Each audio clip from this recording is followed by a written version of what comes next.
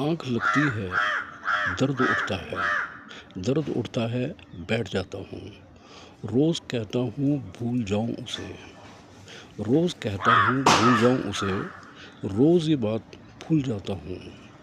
पूरी ज़िंदगी सैक्रिफ़ाइस, पूरी ज़िंदगी जद्दोजहद, पूरी ज़िंदगी मुश्किलें, पूरी ज़िंदगी बेआराम। ये बातें मेरे और मेरे दोस्त के बीच में हो रही थी। वो अपने फादर साहब के लिए बता रहा था। क्या यही ज़िंदगी है?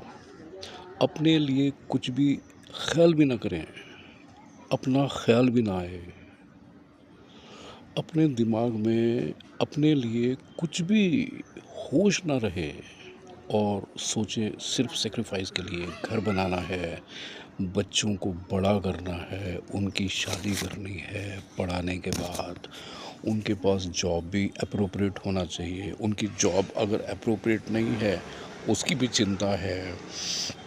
शादी हो गई उसके बाद घर में जो और मसले बढ़ गए उनकी भी चिंता करनी है।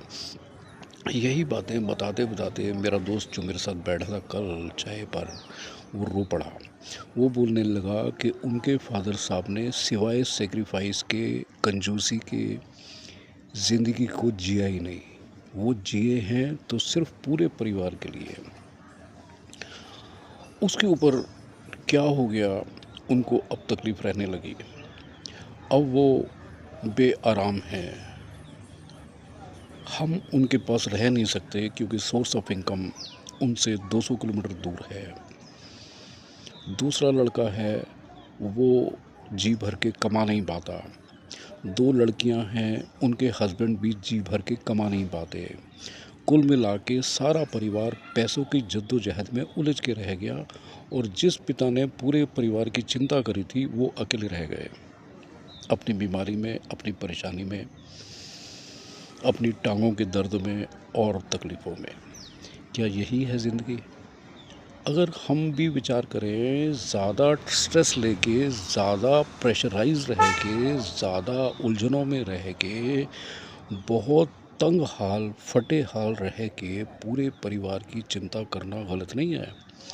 मगर किसी बात की कोई लिमिट कहाँ है? किसी बात की कोई लिमिट तो बाँधनी होगी ना।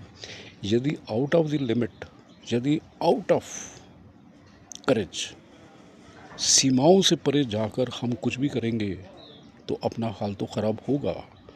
क्या हमें इस बात को विचारना नहीं चाहिए कि हम भी तो जीने के लिए आए थे, या सिर्फ सेक्रीफाइस करने